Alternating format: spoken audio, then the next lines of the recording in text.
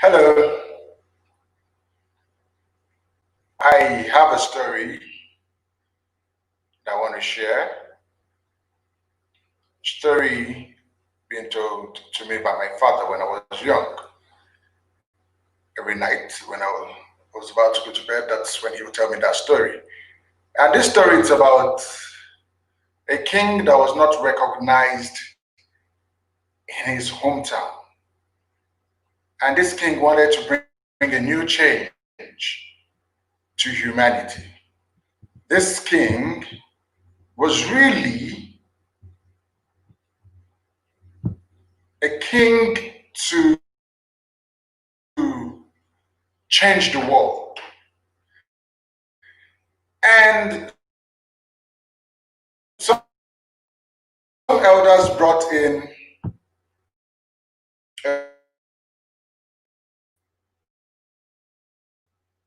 by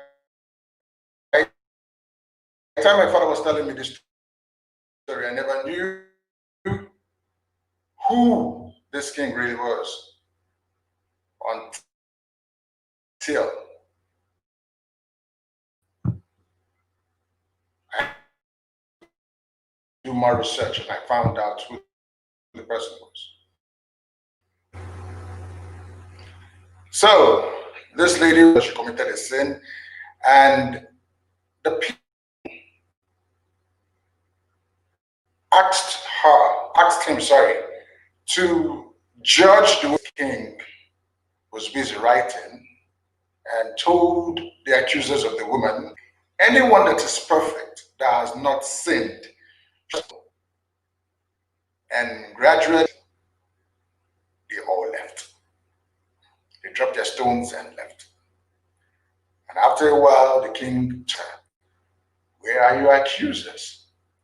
And she said, they're all gone. And he said, if they didn't judge you, I won't judge you. Rise up and sin no more.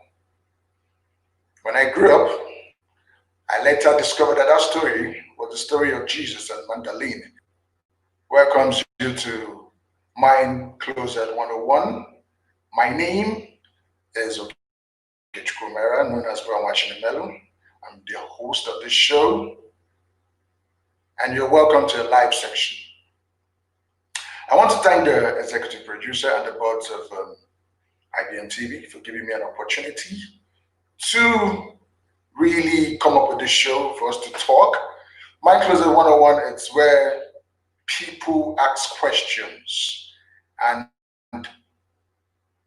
they kind of share issues, problems that they have that have been trapped on their mindset, that has really been disturbing them, and they don't have a way to express them. Here we talk about those problems and answer those questions, but we don't judge.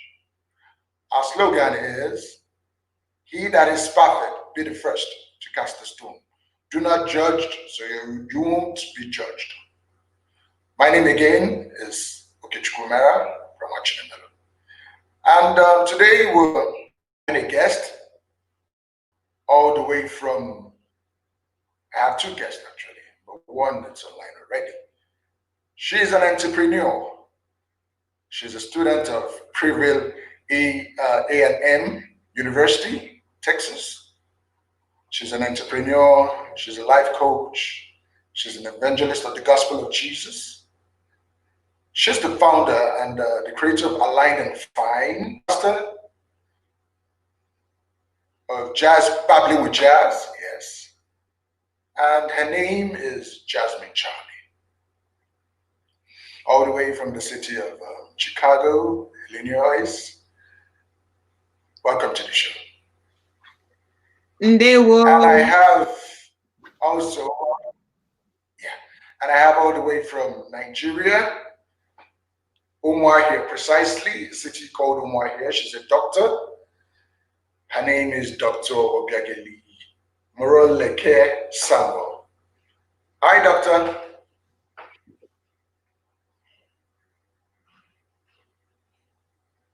Now, actually today we'll be talking about rape cases. Can you guys hear me properly?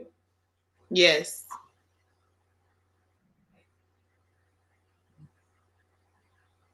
Obi, can you hear me?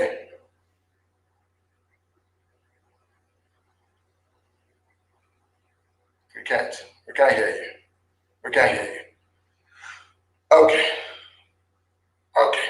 So we're talking about rape case, and actually in Nigeria, I also want to tell the audience that Jasmine Charlie is a Nigerian as well. So Jasmine, say welcome in your dialect. Ndewo. Good, good.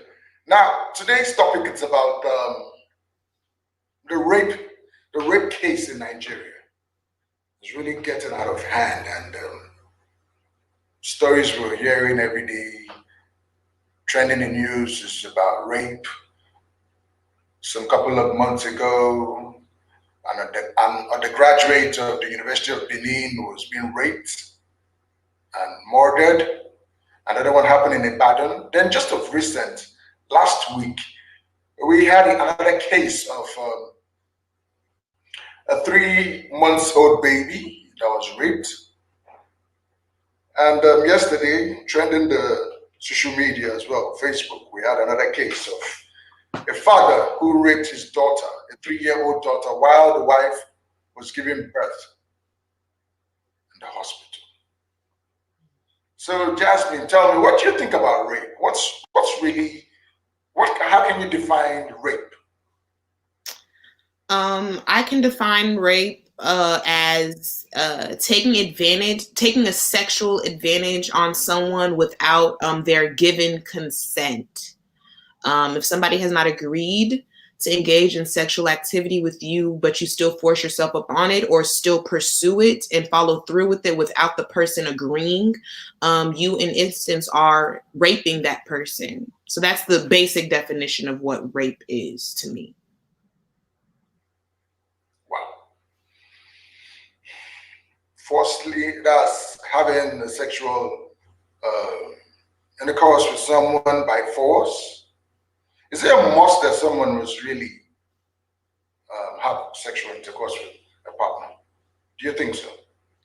I definitely do not think so. I think rape can be definitely it's a very selfish act, and if you're looking at it from a spiritual aspect, that person might be dealing, not even might, lust is one of the driving factors of that if you're looking at it from a spiritual aspect, but it's definitely not a must. It's just very, yes, selfish and lustful, definitely, I would say. Now, what's this spiritual significance of rape in the Bible? What does the Bible talk about sexual violence? Well, I know for a fact that the Bible definitely just encourages us to, when it comes to sex, sexual intercourse, and let it be between husband and a wife. Anything outside of that godly covenant, it's sinful. It just simply is. Sex outside of marriage is sinful. If you are married and you are having sex with somebody else, that is adultery. And I think really when it comes to rape in the Bible, when the Bible tells us to love our neighbors and to love one another. I think when you're raping somebody, that is the complete opposite of love. You are defiling someone else's body. You're not respecting their own personal boundaries.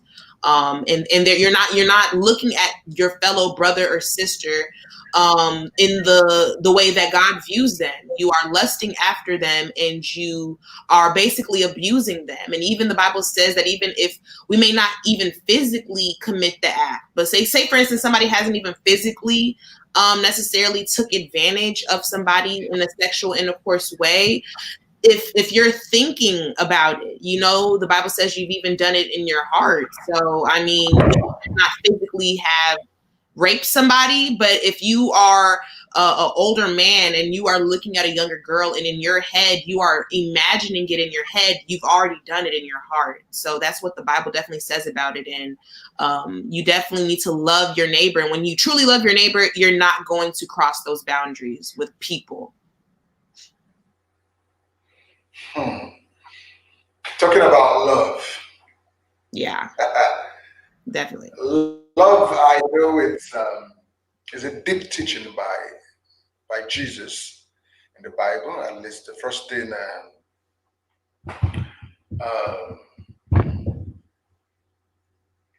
the first thing being taught in the Bible by Jesus, telling us to first of all love our God, Yes. and also love our neighbor. You understand? And from that, if one can practice such doctrine, it means that person is a believer. Am I right, Jasmine? You said if one person can practice such doctrine as love, right? That's what you're asking. Yes. Yes. I definitely believe so. I believe so. I also So, meaning that if we're believers, if as believers, we shouldn't have that, um, we shouldn't have that thought of trying to rape anyone, right? exactly, even the thought, even if you may not commit it, even if you're thinking about it, you're in the same position.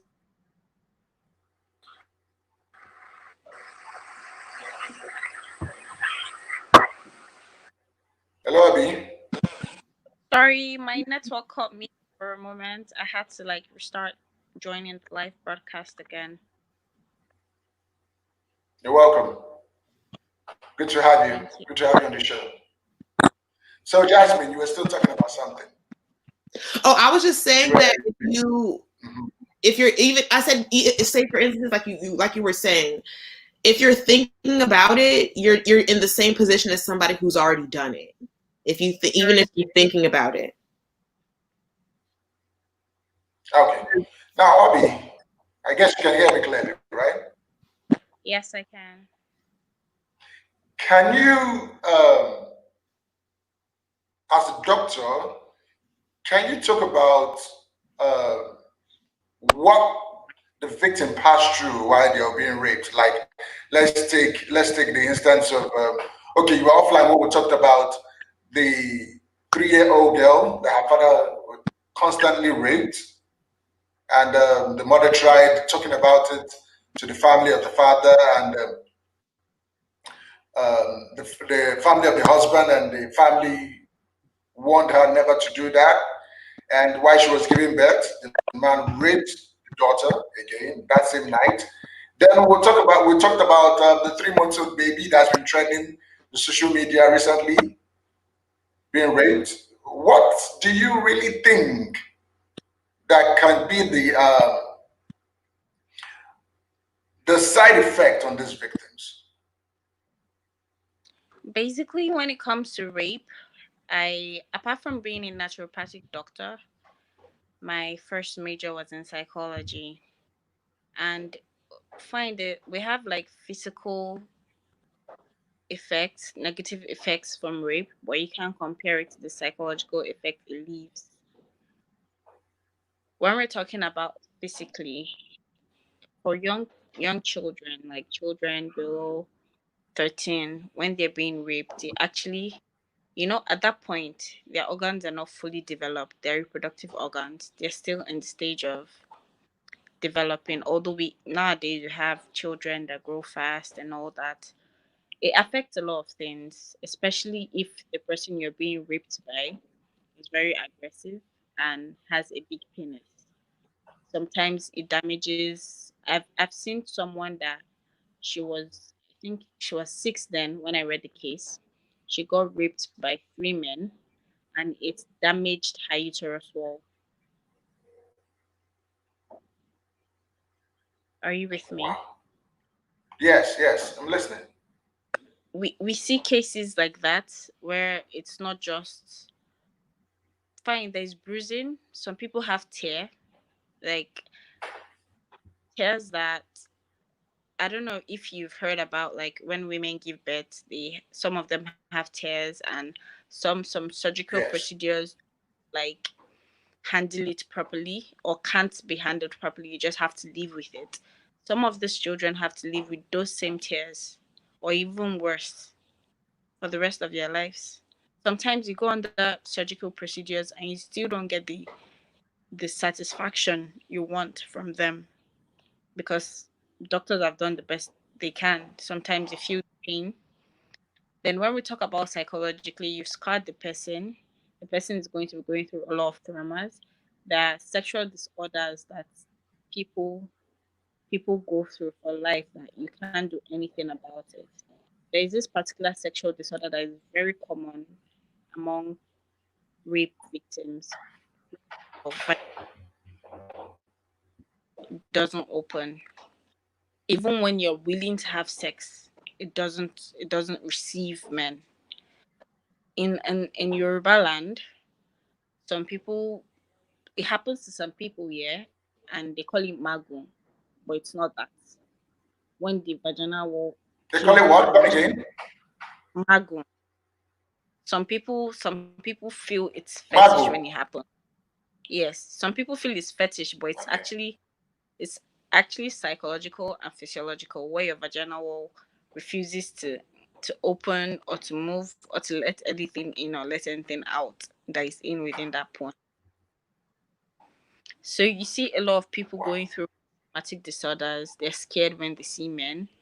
They're scared when they're like alone with men. They're scared when a man touches them. They get panic attacks when they feel like they're in a compromising situation. A lot of things actually happened to rape victims that I can't even start.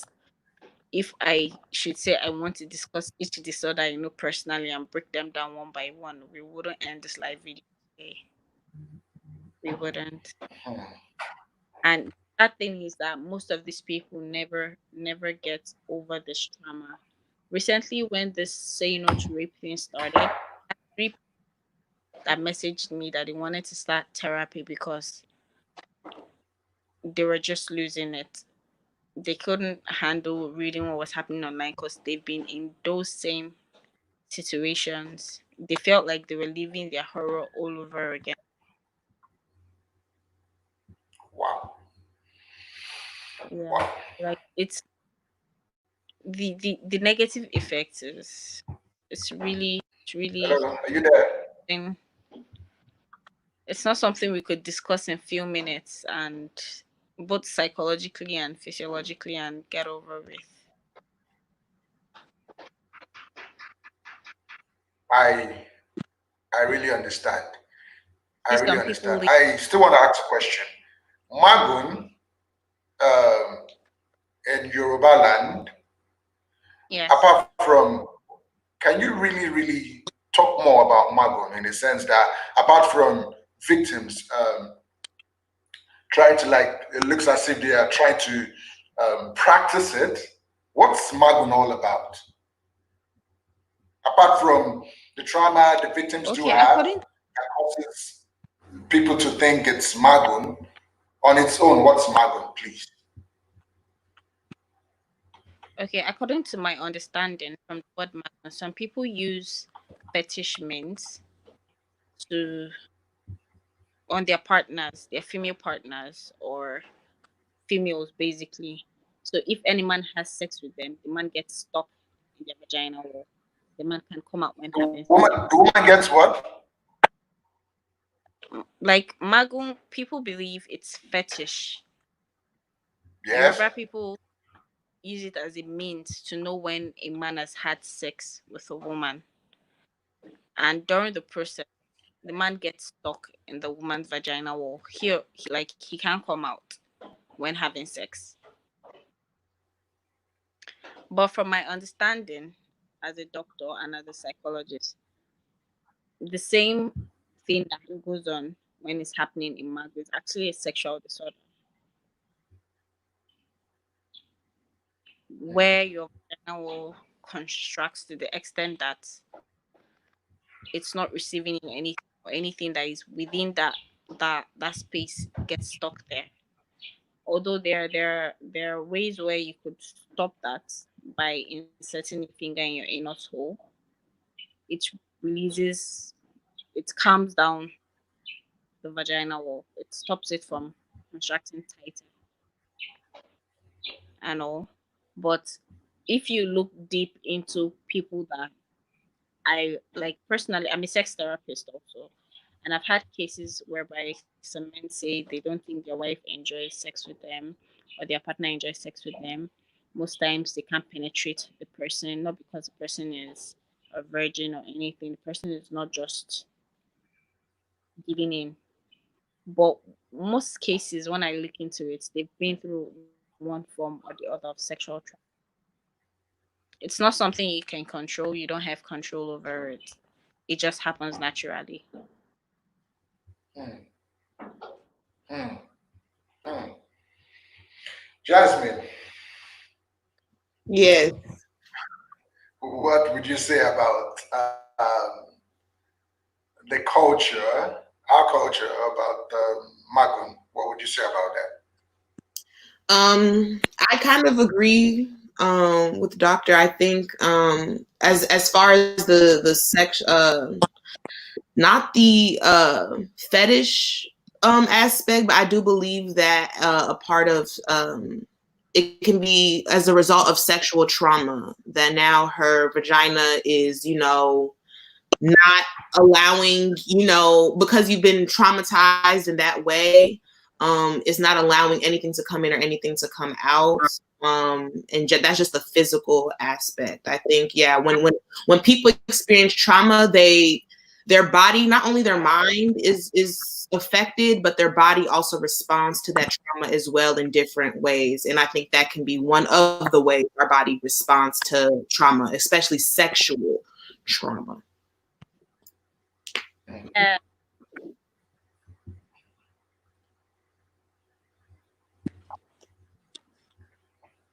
Yeah, go on, doctor. You wanted to say something.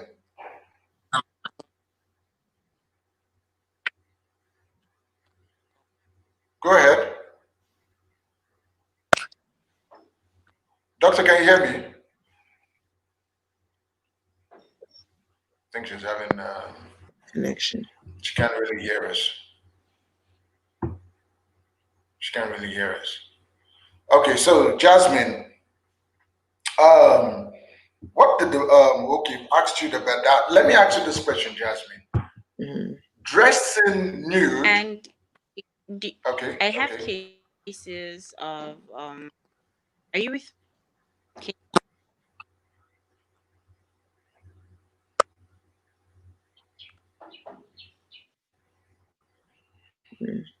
Jasmine, now talking about rape. In America, how many cases have you how is it in America? Is it that rampant? Is it trending now? I think As rape it's is. trending in Nigeria, it's trending in Chicago and Texas, as it's trending here in Nigeria. Yeah, I think so. I think rape is honestly something that it doesn't matter where you are. You can be in China, you can be in England. I think it's something that is just happening everywhere. There's definitely rape cases and stuff in the United States. And I think it's been here for a long time, probably since the foundation of the formation of the United States. It's been prevalent. But yeah, it's definitely something that goes on over here as well, for sure. So, talking about the African community, is it that rampant? As far as the African, like, yeah, the African community in America, About the African, can you hear me? yeah, I hear you. I hear you. Or is it network? Can you hear me? Yeah, no, I'm saying about the African, in the African community, is rape really that much? The cases really very high in No, between the African community, like the Nigerians, other tribes, Africans in America? Is it really I personally rampant know. among them? Personally, no. It's not it's not as prevalent in the African community in the United States. That's not as common. If it is, it's more so a it's more in a family Well, type. What? I think rape actually is, according to some Africans, is like man having power over his partner. That's the opposite sex. Right. That's what rape is all about. That's how we say it here. And when a man falsely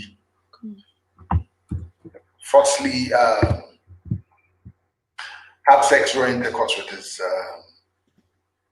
with his partner, it's not seen to be rape in the African culture. That's how we said. They believe the men ruled over them. You understand? Like a man can get married to so many wives. He believes to. He has the right to have sex with any of his wives or partners without them having the right to say no. You understand? Yes. Yes. So, Jasmine, are you with me? Yes, I am. Can you hear me?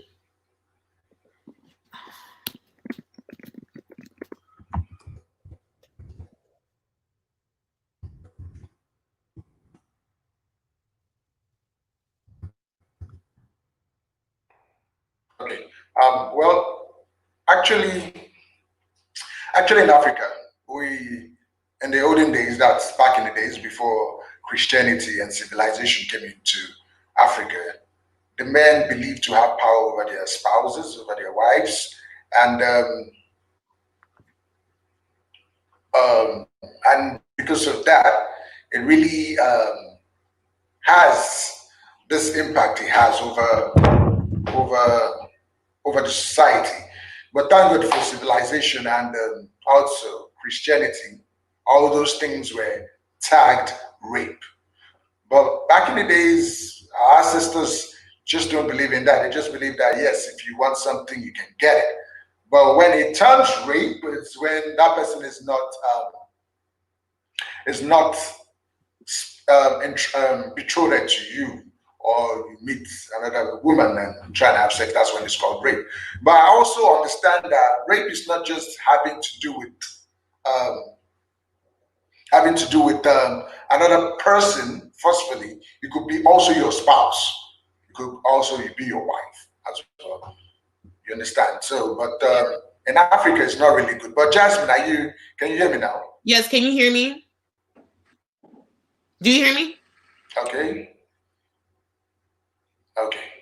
Dr. Obi, thank you. Thank you for coming back. Um, is it in our culture that men should rape women? It's Do you not in think? our culture, but our culture has not addressed it as a serious crime because our culture doesn't. It's not in our culture. I repeat, but our culture has not addressed this as a serious crime. Our culture does not have support group for rape victims. rape victims always fall under like drug abuse, sexual transmitted disease, unwanted pregnancy, a lot of things actually. But our culture is just like laid back about it. I'm sorry to say, because recently there's been a say no to rape movement. A lot of people asking for a life sentence for rapists and all. And right from time, rape issues have not always been easily convicted here, or they haven't been convicted at all. And unfortunately, people that rape here are always people in power, or people that do have privilege or connections. So they don't always how should I put it? There's not always justice. Let me just put it that way for rape victims. Not in our culture, but our culture really doesn't have a support system for rape victims. So personally, doctor, what do you think? What would you like to see in like as far as change? In our culture as far as right now moving forward.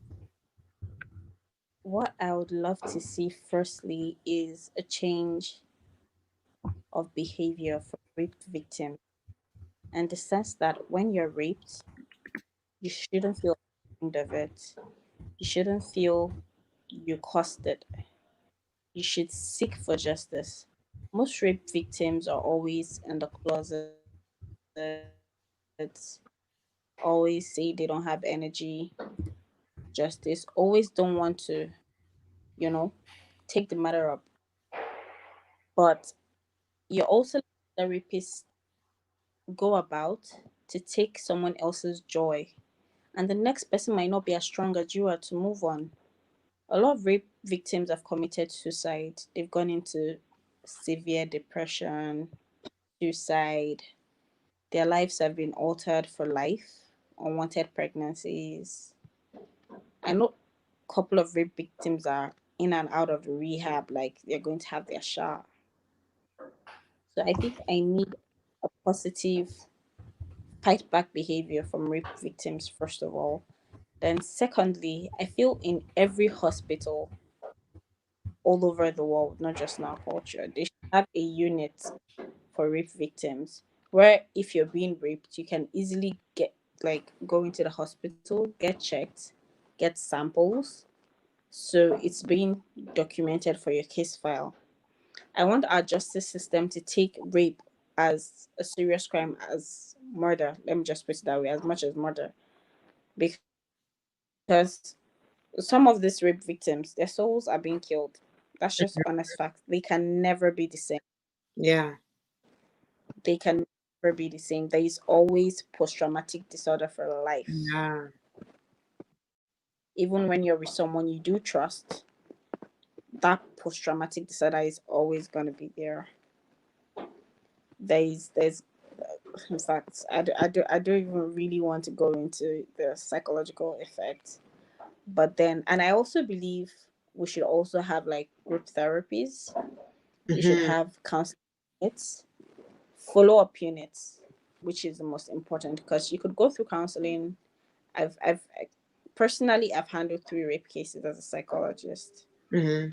and you finish counseling, everything is fine.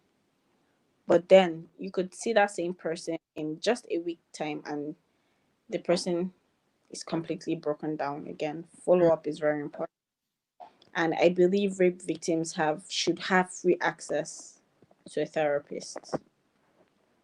I definitely agree as well. I strongly believe that, and regardless of wherever they are around the world, I believe they should have free access to therapists. They should have a support group, even if it's one created by their family or friends or the therapist. That's like very, very important. I agree. So I have a question.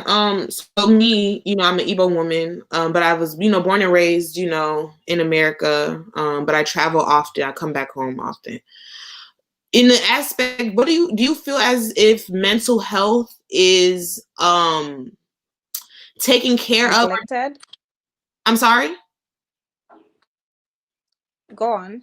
Oh, I was saying, like, do you think that the topic of mental health, do you think that is something that Nigeria as a country takes seriously, as far as having programs that are geared towards mental health, or services, like you said, like for instance, group therapy, or even discussed between one another in community? Do you think mental health is something that people actually talk about and take into consideration, or is it kind of like not a taboo, but it's not as, people don't see the importance of mental health?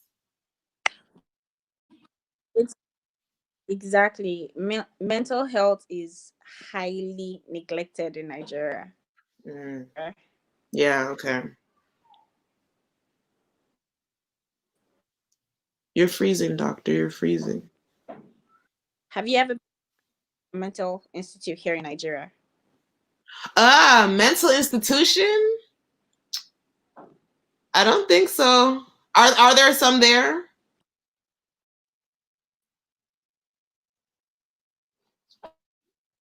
Oh, a psychiatric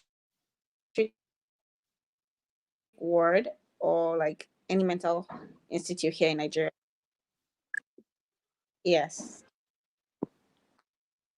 Mm, I've been to three.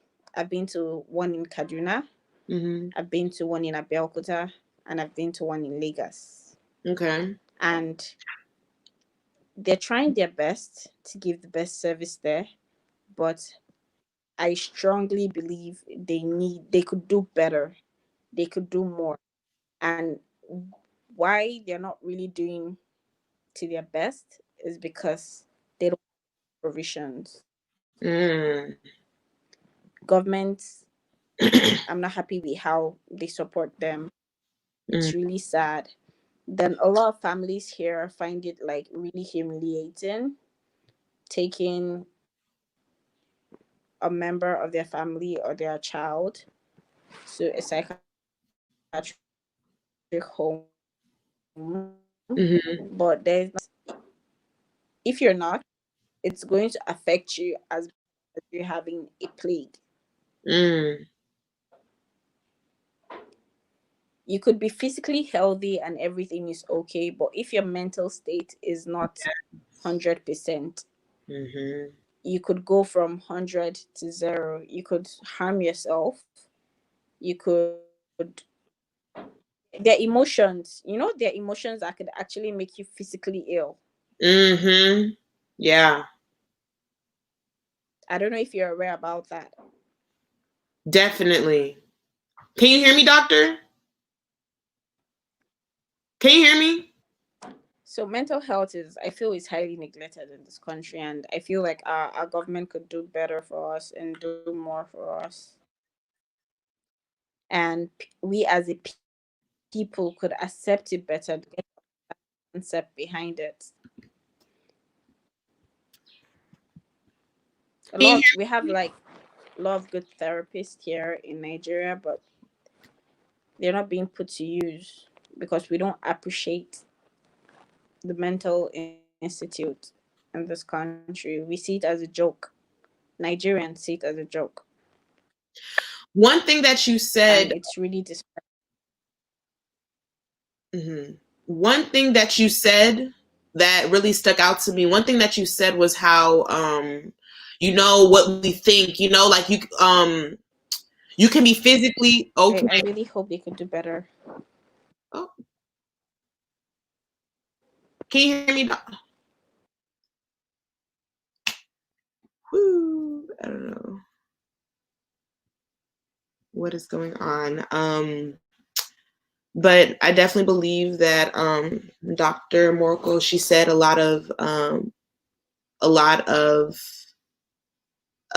good positive points. Definitely, what I was going to tell her was that definitely you can be physically okay, you can be physically healthy, but if you are mentally unhealthy, it's gonna take over. I know that the Bible even says what the mind thinks, the body follows. And I strongly believe that, because your mind is really, in essence, what controls your body. Before you make an action, before you commit any action or anything,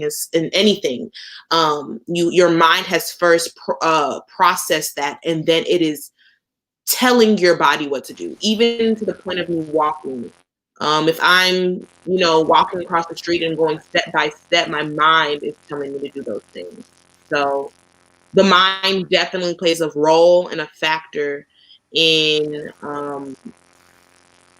what you do. So making sure that mental health is important as well is definitely key as far as this global issue that we have.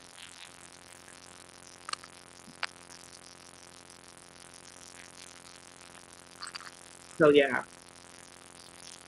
Doctor, can you hear me now? Oh, Yes, I can. okay. I was basically just continuing what you were saying about when you were saying you can be physically healthy, physically okay, but your mind can be, bad, or like your mind can be somewhere else. But I was saying that even connects to You're what not the Bible. up there. Yeah, I was saying that even connects to what the Bible says, even when they say, for what the mind thinks, the body follows. So your mind controls your body. So if you're Yes, not mentally healthy, your I believe body so. is gonna follow with that.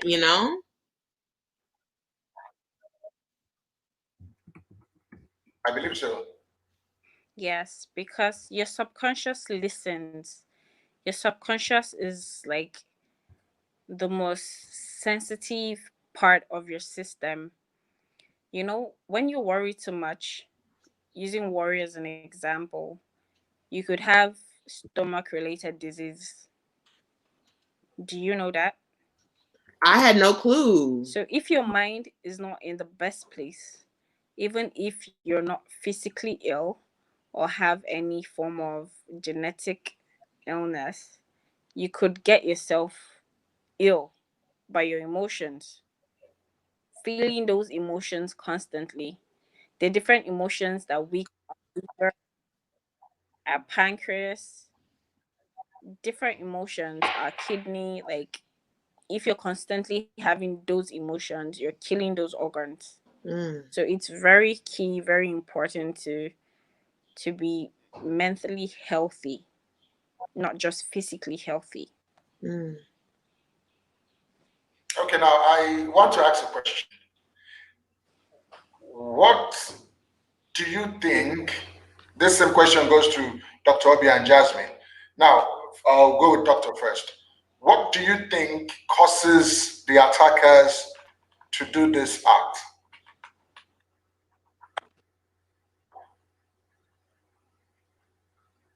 Jasmine, do you have anything to say about that? What do you think? Do you think it's an evil spirit spiritually? I think Can you repeat? on a spiritual aspect, I definitely feel like it. Like I said It's earlier, I not a spirit. Okay, go you, ahead. okay.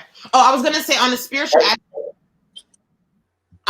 aspect, I believe that it definitely can be a demonic influence, whether it's the spirit of lust. The spirit of lust for sure. But I also believe, some people can literally have mental disorders, and it can be a natural mental health issue. You know what I'm saying? But on a spiritual aspect, I definitely believe the spirit of lust can really overpower a person and drive them listening to thoughts that really aren't their own thoughts. And they are going ahead and committing this action on a spiritual level. But then there are some, because not everything is always a demonic force. Sometimes mental health issues are real. Mental health conditions are very much so real. So somebody can be mentally just unstable.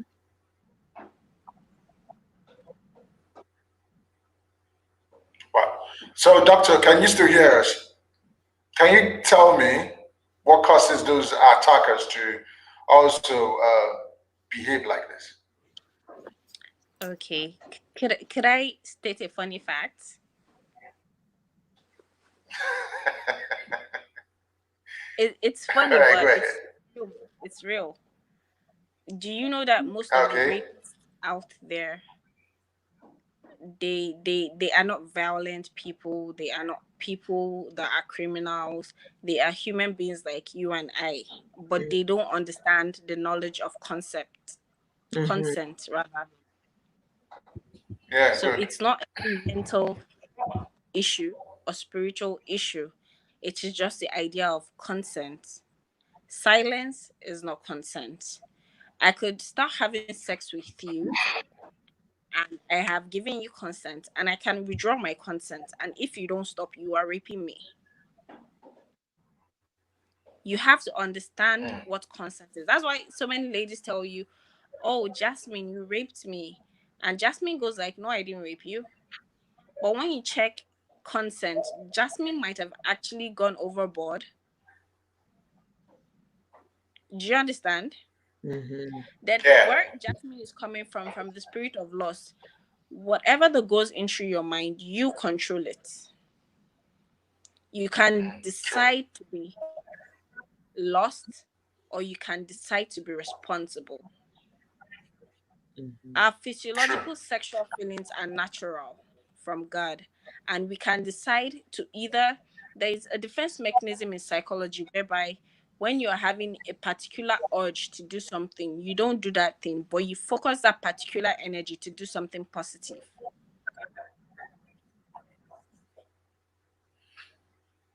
You can I decide to understand. dwell on that sexual feeling, or you could decide to use that sexual energy to do something positive. Yeah. But True. so many True. people don't Uh, have discipline. It all boils down to discipline. People that rape based on lust, they don't have discipline. Mm-hmm.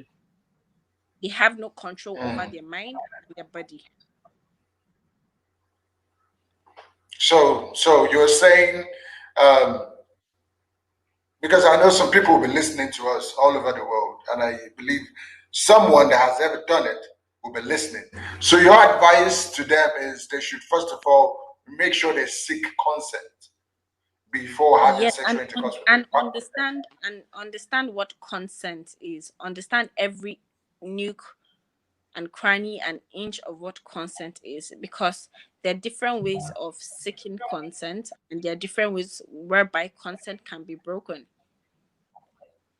Whoa. Because if you check I most of think the we'll talk about cases this. of people calling out rapists online after this say no to rape thing happened, it was all based on consent. Not that they came into their room and raped them at night.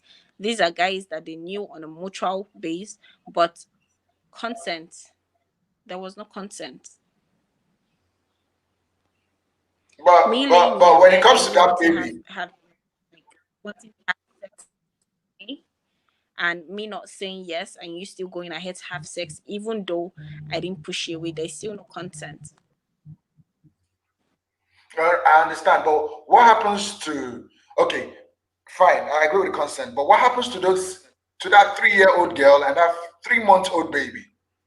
Would you say Yes, they the they man they, has they, no they attack discipline. her really? Come again? The I man said, has no discipline and moral, should I say moral upbringing, or I don't I'm missing the word to use right there, but the man he has no morals, let me just put it that way, and he has zero, no discipline. okay. We'll soon be rounded There are up people because that we're know almost what there. is bad and still go ahead to do what is bad because they don't feel like they will face the consequences. And that is why so many rapists get away with it in Nigeria, because there is no justice system fighting constantly to get justice for rape victims. Okay. We're about to round up, and this discussion will be continued next week because we really need to talk about the content, the discipline, about men. But my question for us to close before we round up is it our culture? Because I believe you understand the Yoruba culture very well. Is it in the Yoruba culture that rape is allowed or rape is been condoned?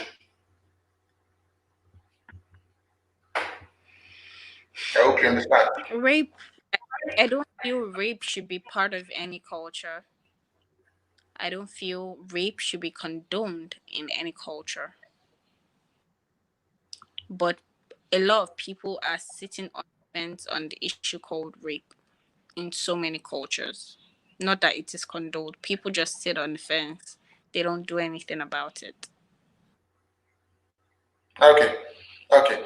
Jasmine, um, what would you say, or what kind of advice, or what would you say to that man that raped a 3 months and a 3-year-old baby? What would you say to that person about his act? You're not to condemn, you're not to judge, because it could be anyone. But what do you think you could say spiritually concerning that act? Spiritually, And what do you think would stop it? And what do you think would stop it as well? Yes. spiritually, what I would advise that person, and like you said, right, I'm not judging because all sin is weighed the same at the end of the day. That's one thing we need to understand. Though rape is a very serious and gruesome act, it's not, no evil act is above the other. They're all weighed the same. But I would first and foremost tell that person to repent, which really just means turn back, to God, really, and just turn to God and really leave that lifestyle, leave that type of actions, but most importantly, ask for forgiveness and apologize to the person, the family that person, like his actions has caused. Because imagine all the stress, all the really just the stress that has been brought on that family because of his selfish, undisciplined actions. So definitely asking for forgiveness and then just holding himself accountable moving forward. If he does eventually moving forward gets tempted, he will think before he acts first. And like going back to what Dr. Obi said, learn about what consent is and educate himself on that so that way this doesn't happen again. But most importantly, I feel like he just needs to ask for forgiveness from the family as well as God, repent, and just really just learn to do better so that next time, like, this isn't going to happen again. Hopefully he will learn from this one or this situation, and that will be it. Okay. Dr. Obi, I want to say thank you for coming online. I want you to, where can people really meet you online? How, like your social media handles, and where can people really reach you? Dr. Obi, can you hear me? Are you there? All right, Jasmine. Yes. While Dr. Obi trying to get to hear us, what, how and where can people reach you? So you guys can follow me on my social media handles. On Instagram, I'm JAS.Ifoma, IFEOMA. Jasmine Ifoma on Twitter. I have a podcast called Babbling with Jazz. It's on Apple Podcasts, Spotify, all streaming podcast platforms. And that's and we also have social media for Babbling with Jazz as well, which is BABBLING WITHJAS. So you can follow me on there and be on the lookout for season 3. All right, Dr. Obi, where can people reach you? I think she's off. Well, once more, we've come to an end of today's episode of Mind Closer 101. I thank you, Jasmine. I thank Dr. Obi for coming. Doctor, can you still hear me? Can you hear me now? Hello, can you hear me, Doctor? Michael, that I was a think, great well, show hosted by Okechukwu Umera, Michael from Nigeria, and we are pleasure to have people around the world talking about something which everyone is suffering, but very few people talk about it. And it's good to have a global discussion going around like this on IBM TV. and would appreciate if we can continue discussing good things and sharing the best practices for the world, for the people, and that is what IBMTV is all about. And I would like to invite Jasmine and Dr. Samuel on our regular shows as well, apart from Michael's show, which happens Mind Closet 101 every Friday, 9 a.m. EST. Uh, so we started this week, and this was the first show happening, and we can discuss that maybe offline whenever things are convenient for everyone. And it's time to wrap up, Michael. So you want to wrap up the show before we play the intro? Yeah, it's time to wrap up. And Jasmine, Dr. Obi, we have a tradition in IBM TV, and it's Namaste. So we say thank you for coming You're on welcome, live. sir. Thank you for participating. See you next week. Namaste. Signing out. See you next week. Same time. Bye. Thank you, and we are just wrapping the show. I think Michael already left before wrapping the show. Before I went off, I wanted to chip something to what you said, Jasper.